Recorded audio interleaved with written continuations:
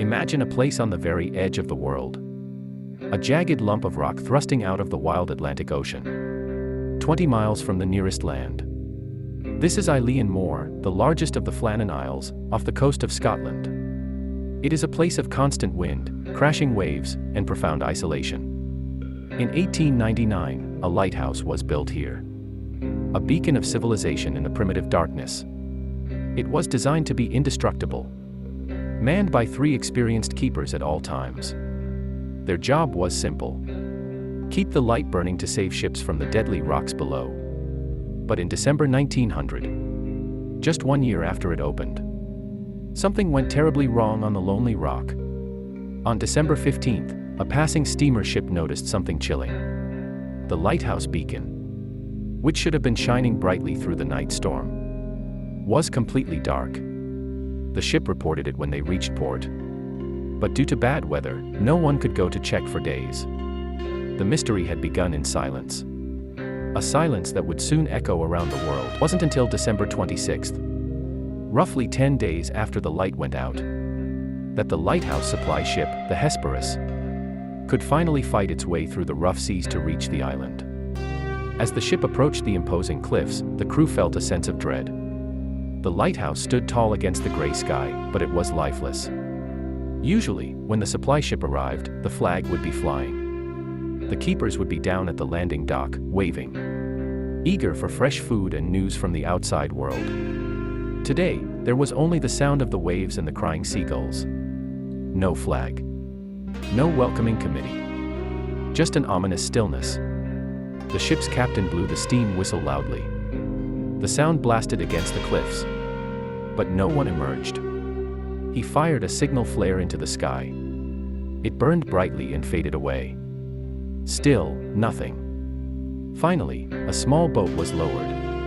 A relief keeper named Joseph Moore volunteered to go ashore. He stepped onto the slippery landing dock and began the long, steep climb up the 160 stairs to the lighthouse door. He called out the names of his friends. Only the wind answered back. Joseph Moore reached the lighthouse compound. The outer gate was closed. The main door to the lighthouse tower, however, was unlocked. He pushed it open and stepped inside. The silence inside was heavier than the storm outside. It was like stepping into a tomb. Moore went to the kitchen area. What he found there has become legendary in the lore of unsolved mysteries. The scene suggested a sudden, panicked interruption. There was a meal of cold meat and potatoes on the table. Prepared but barely touched. It was as if they had sat down to eat and were suddenly called away by something terrifying. A chair was overturned on the floor, suggesting a man had jumped up in a violent hurry. Moore looked at the fireplace. The ashes were completely cold. The fire had been out for days. But perhaps the most eerie detail was on the wall. The lighthouse clock. Its pendulum had stopped swinging. Time itself had frozen on the island. Moore searched the sleeping quarters. The beds were empty. He climbed the spiral stairs to the lantern room at the very top. The great glass lens was cleaned and polished. The oil lamps were filled and ready to be lit.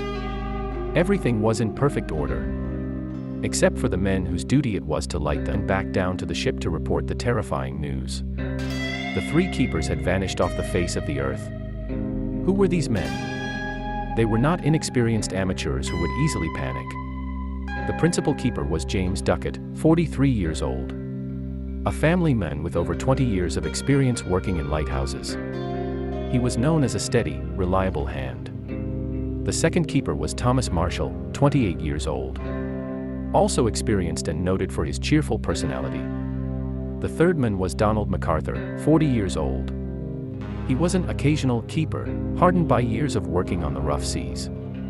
These were tough, capable men used to the isolation and the violence of the ocean. They knew the dangers of the cliffs. It seemed impossible that all 3 could have foolishly fallen into the sea at the same time. A thorough search of the tiny island began. The investigators found 2 sets of outdoor oilskin coats missing from the hooks. This meant 2 men had gone out into the weather. But 1 man had left without his protective gear. Perhaps the men who knocked over the chair. But the biggest clue, and the biggest mystery, was yet to be found. Chapter 5: The Bizarre Clues. When investigators examined the lighthouse keeper's logbook, their daily diary, the mystery deepened. From a tragic accident into something truly bizarre. The final entries were written by Thomas Marshall. They described a situation that made no sense. The entry for December 12th read, "Gale north by northwest. Sea lashed to fury. Never seen such a storm. Waves are very high. James Ducat is very quiet. Donald MacArthur is crying. This is terrifying. Why would Donald MacArthur, a hardened seaman, be crying about a storm? Why was the experienced James Ducat so quiet?" The entry for December 13th was even stranger. Storm continued through night. The three of us have been praying. Praying? These were practical men. What kind of storm makes three seasoned keepers fall to their knees and pray for salvation? The final entry was on December 15th. It simply read, "Storm ended. Sea calm. God is over all." And that was it. After that entry, they vanished. But here is the most chilling part of the entire mystery. Weather reports from nearby ships and land stations confirm that on December 12th, 13th, and 14th, the weather around the Flannan Isles was calm. There was no storm. So, what were they experiencing? Were they hallucinating? Or was the storm not meteorological, but something else entirely? For over a century, people have tried to explain the impossible. What could take three men at once, leaving behind a half-eaten meal and a logbook full of lies? The official investigation concluded. It was a tragic accident caused by the power of the sea. They found damage at the west landing of the island. An iron railing was bent, and a huge stone weighing a ton had been moved. The theory goes like this: a massive storm was raging. Two keepers went out to secure equipment at the landing. They got into trouble. The third man, seeing them in danger from the lighthouse, rushed out to help, without his coat, knocking over the chair. Then, a colossal freak wave, perhaps 100 feet high, crashed over the island and swept all three to their watery graves. It is the most logical explanation.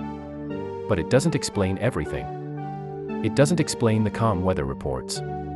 It doesn't explain why they would violate strict rules to leave the lighthouse unattended.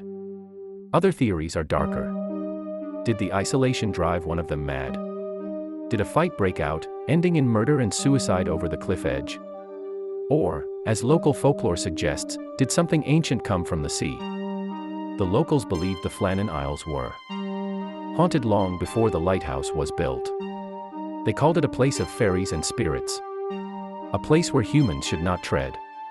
Chapter 7, Conclusion. We will never truly know what happened on that desolate rock in December 1900. The bodies of James Ducat, Thomas Marshall, and Donald MacArthur were never found. The Atlantic Ocean keeps its secrets well. Today, the lighthouse on Eilean Moor is automated. No keepers live there anymore. It stands alone, flashing its silent warning across the dark waves. A monument to three men who stepped out into the night and disappeared into legend. When you look out at the vast, empty ocean, remember, there are still corners of this world where logic fails, and the unknown takes over. What do you think happened to the keepers of Flannan Isle? Was it a rogue wave, madness, or something else? Let me know your theory in the comments below. If you enjoyed this journey into the mysterious, please give this video a like and subscribe to LoreLens. Ring the bell so you never miss a documentary. Until next time, keep watching the shadows.